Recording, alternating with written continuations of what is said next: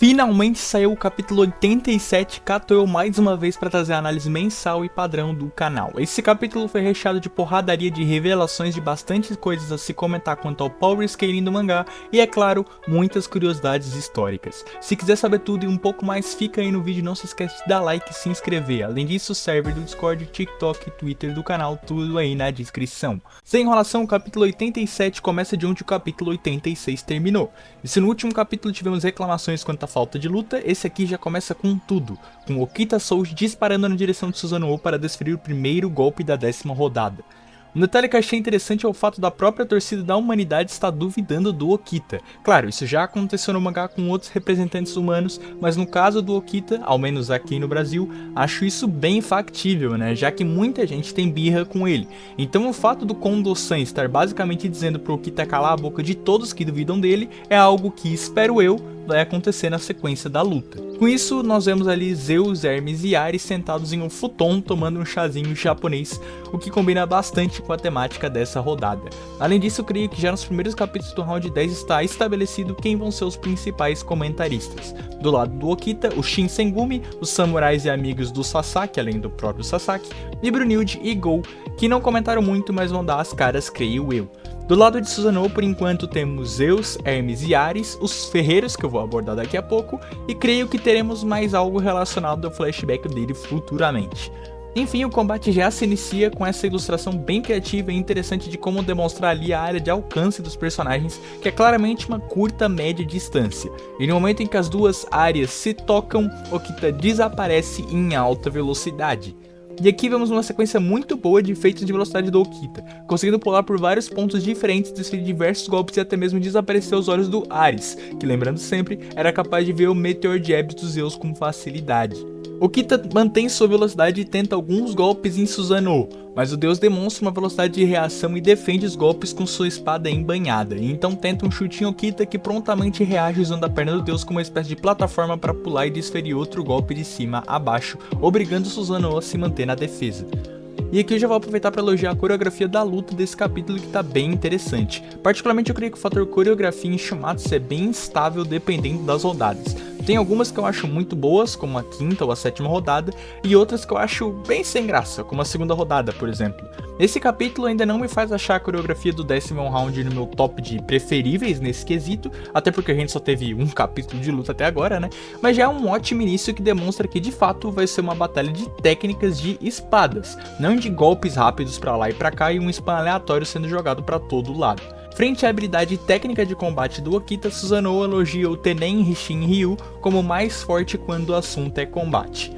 E os fanboys do Okita, se eles existirem aqui no Brasil, né, já devem estar querendo escalar isso para algum outro personagem. Mas que eu queria que seja realmente só o Susanoo demonstrando todo o respeito dele pelo seu adversário, até porque ele não parece ter visto outros lutadores do Ragnarok, como por exemplo o Sasaki ou o Kin, para realmente ter base e dizer que o Tenen Hishin Ryu é o estilo mais forte. Então vemos Okita voltar ao telhado e disparar mais uma vez, e o garoto é tão rápido que quebra as telhas do telhado quando corre em alta velocidade. Eu acho muito legal que a luta usa realmente esse recurso do cenário, os telhados, né, para fazer cenas de lutas melhores. Okita e Susanoo continuam trocando golpes e parecem estar se divertindo muito, mas mesmo com os velozes golpes do Okita, que o Ares fica surpreso ao ver, Susanoo consegue defender ou desviar de todos. Não é só a velocidade, o Okita também é elogiado pela sua potência de ataque, capaz de partir o inimigo ao meio se pegar em cheio, o que eu particularmente não acho tão incrível pra mim, né? É meio óbvio que se a espada do cara te cortar ao meio, você é cortado ao meio, né? E também pelo instinto assassino do Okita, que é algo que ele carrega consigo há um tempo já. E é então que é explicado o estado de batalha do Okita, a sua habilidade com foco em amplificar estatísticas, o Onigo, onde seus olhos vermelhos se manifestam, seu corpo acelera e ele é capaz de ultrapassar o limite humano, o que não é nenhuma surpresa vindo de um Enrenhar. De qualquer forma, essa é uma habilidade que já sabíamos do Okita que ele usava no Shiruran, e ele meio que sentia muito o alastro da sua doença ao usar ela, mas agora que ele tem um corpo perfeito ele não sente mais isso.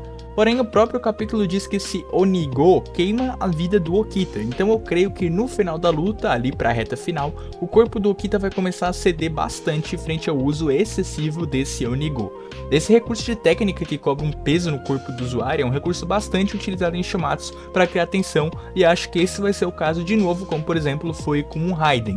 E é então que o Okita desfere o seu golpe mais famoso, que eu conhecia sem nem mesmo ler Shiruran, por exemplo, o seu Sandan Tsuki, e eu fiquei surpreso de ele usar tão cedo.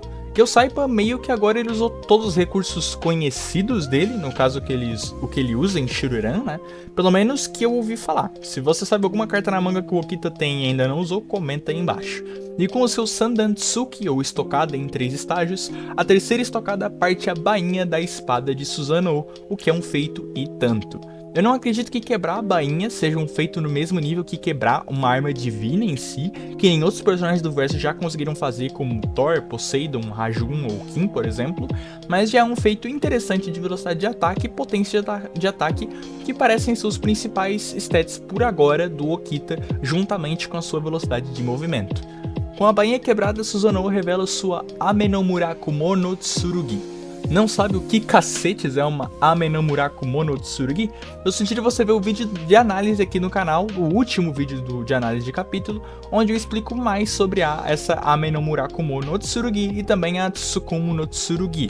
Todas as espadas do Susanoo dos mitos que foram citadas no último capítulo. Se você tiver curiosidade, é só ir lá dar uma olhada. Enfim, é revelado o design dela e teve muita gente que não gostou, mas eu particularmente achei bem legal, principalmente por ser uma katana, né, e não uma espada normal, que nem as lendas dizem que é, uma espada de 2 fios no caso, né. E pra quem ficou decepcionado com o design dizendo que ele é muito óbvio, vocês não devem saber que a espada normalmente é descrita como uma espada de 2 fios mesmo, né, uma espada de 2 lâminas. Então, uma katana deveria ser algo surpreendente pra quem sabe desse conto. Além disso, eu gostei dessa parte do design que tem meio que 2 dentes ali mais avantajados saindo da espada. Eu achei um design bem interessante.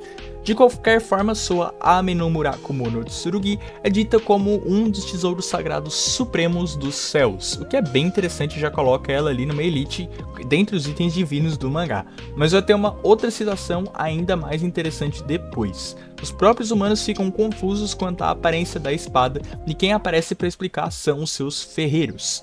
São 5 no total, e eu vou tentar explicar rapidamente um pouco sobre cada um deles. O primeiro que vemos é Houki Yatsutsuna, que tem como principal obra da espada a Doujigiri Yatsutsuna. Também temos Sanjou Funetika com a sua Mikazuki Munetika e a Wataguchi Kinitsuna com o seu Onimaru Kunitsuna. Entre esses 3, eu apenas conhecia de leve o último, a Onimaru Kunitsuna, porque essa sua espada, né, tem uma lenda bastante interessante que ronda sobre ela. No total, esses 3 são ferreiros lendários que fizeram espadas lendárias no Japão, algumas consideradas como Tenka Goukens, ou seja, espadas de alto calibre. Se você estiver interessado, eu vou deixar um link aí na descrição falando sobre alguma dessas espadas, incluindo a própria Amenomurakumo do Susanoo. É um artigo bem simplesinho, mas eu acho que pode saciar um pouco das suas dúvidas, tá certo? Não vou aqui elaborar muito sobre, porque eu acho que não é tão impactante, tão importante para a obra e nem vai agregar tanto assim pro vídeo, tá? Logo depois vemos a aparição de uma deusa ferreira que eu vi vários nomes diferentes em traduções diferentes. Alguns eu nem consegui achar direito, mas eu vou supor, baseado na minha pesquisa, que essa é a deusa Kanayago, também pronunciada como Kanayogo ou Kanayako, que é a deusa dos ferreiros e da ferraria do Shintoísmo. Eu vi bem poucas coisas sobre ela e no geral eu não vejo a história dela sendo muito relevante para o Susanoo ou para a luta em si, mas caso alguém tenha curiosidade, deixarei na descrição e nos comentários também 2 links em inglês falando sobre a Kanayago e sobre um templo dela lá no Japão. Além disso, vemos Hefesto, um dos deuses gregos e provavelmente, se não com toda certeza, um dos 12 deuses do Olimpo, que eu já havia previsto em um vídeo aqui no canal. Fala que o Shakestein não sabe de Shumatsu agora, fala. Enfim, Hefesto tá aí, muito legal ele ser revelado. Agora, contando com ele, a gente tem pelo menos ali metade dos deuses do Olimpo ali já confirmados, com Zeus, Poseidon, Hades, Hércules, Hermes, Ares, Afrodite, Apolo, e a gente tem também o Hefesto fechando 9, além da Héra, né, que não apareceu, mas também é uma deusa do Olimpo, muito provavelmente. Além disso, é demonstrado que não só o Hefesto, como todos esses ferreiros, deuses e humanos, forjaram a Amenomurakumo no Tsurugi juntos, o que é bem esquisito. Uma parceria entre deuses e humanos é algo realmente incomum e raro no mangá e não foi explicado por que isso aconteceu, apesar de que eu supor que foi um pedido do Susanoo, né, que é um deus ali que vê talento nos humanos, então seria ali uma justificativa plausível ele fazer esse pedido. E na realidade, após o seu reforjamento, né, ela é chamada de Onigiri Amenomurakumo, a espada mais forte dos céus. E o que isso significa? Afinal, ser a melhor espada dos céus escala para alguma coisa? Primeiro, falando da citação, daria para dizer que ela não é tão concreta, já que o próprio Susanoo falando, né? Mas então a gente poderia dizer que tem ali uma parcialidade.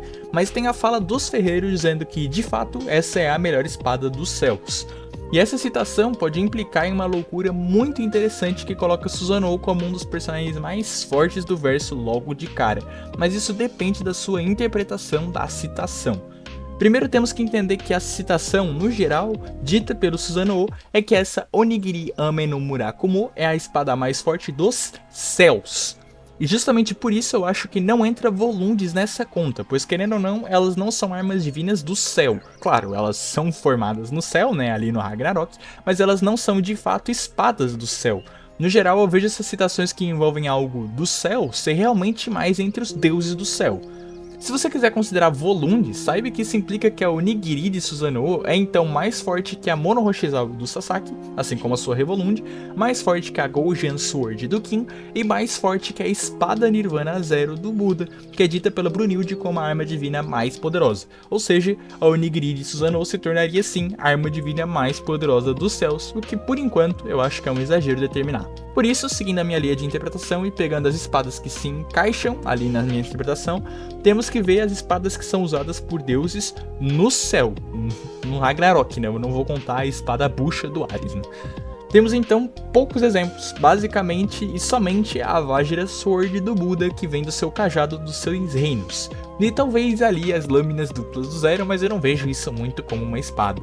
Caso esteja pensando, a espada braço do Rajun lá não entra na citação porque o Rajun não é alguém do céu e sim do Helheim. Com isso, apesar de ser claramente uma arma divina de alto calibre, a arma do Susanoo só escala para cima da Vajra Sword do Buda, o que não é lá um grande item divino do mangá, né? De qualquer forma, com deuses ferreiros sendo introduzidos na história, acho que temos uma pista de algo que eu sempre me perguntei no mangá. Da onde surgem as armas divinas e tesouros sagrados que aparecem? Quem forja eles e onde eles são forjados? Essas perguntas não foram todas respondidas, mas sabemos que tem ali pessoas que são focadas em forjar armas divinas. Então a gente já tem pelo menos uma resposta, no caso Hefesto e Kanayogo. Além disso, vemos Sasaki e Musashi na arquibancada, o que eu acho uma ótima adição, acompanhado com a sempre fiel Hist, que também tá ali para ser aquela personagem meio confusa quanto às técnicas de espada, para que possam explicar o que tá acontecendo pro leitor. Acho legal que o Sasaki tem uma participação aqui dado seu talento espadachim e ter ele com o Musashi também é bem maneiro. Com isso vemos a luta voltar e como já tivemos bastante enfoque no Okita e nas habilidades dele, agora o foco foi em Susanoo, que abre uma pose de batalha que ao olhar leigo é genérico, mas os especialistas em espada na plateia começam a discutir seus próximos passos. E eu achei interessantíssimo o jeito que utilizaram esse primeiro relance da habilidade do Susanoo, porque ele é o deus da espada, o criador do Kenjutsu. Ele tem que ser o mais técnico na espada. Nenhuma de suas habilidades se focar ali no que seria o centro da arte da espada, que é a base de combate do usuário, é muito criativo. Além disso, bases normalmente são para aquele que a usa ter ali um controle do que ele vai fazer, né? Pode ser uma base mais defensiva ou ofensiva, mas no caso do Susanoo, ela é tudo ao mesmo tempo. É uma base tão simples, mas feita por alguém tão foda, que ela pode tomar absolutamente qualquer posição. E é interessante ver que na plateia aqueles que são especialistas na espada estão tendo discussões com base de que base, né, ele está usando e o que ele vai fazer. E não só japoneses, mas várias nações diferentes, o que é muito bom porque o Susanoo é o criador da arte da espada, não da arte da espada japonesa, e sim no geral. Então ver ali essas várias vertentes de vários lugares interagindo é muito bom. Inclusive não vou citar e explicar todas as bases que são ditas aí no capítulo, mas está passando aí na tela as que consegui identificar, reconhecer ou pesquisar sobre. Essa é a habilidade de postura de batalha do Susanoo, Shinra Yaoyorozu, que contém todas as posturas de batalha existentes naquela única simples postura, que orgulha Sasaki ao ver e até mesmo deixa Okita temoroso. E com isso terminamos o capítulo, com Okita tendo usado tudo o que sabemos que ele tinha em Shiruran e parecendo ter poucos recursos novos, tendo gastado tudo no começo da luta e estando sem opções enquanto Susanoo entra em um estado de batalha ainda maior. Afinal, o que você achou do capítulo? Gostou da porradaria franca? E da espada do Susanoo? Gostou do design? Comenta aí embaixo a sua opinião que eu quero saber. Aliás, pra quem não sabe, junto com o capítulo 87 saiu um Omake, né? Ou seja, um capítulo curtinho de 3 a 4 páginas que tem como foco Poseidon, Adamas e Hades. Eu não vou analisar ele aqui, vou analisar ele lá no meu Twitter por uma thread. Então se você quiser ver o que eu achei, vai lá dar uma olhada. Além disso, você pode sempre entrar no Discord e perguntar pra mim diretamente. Agora sim, obrigado pela sua presença até aqui, falou e até mais.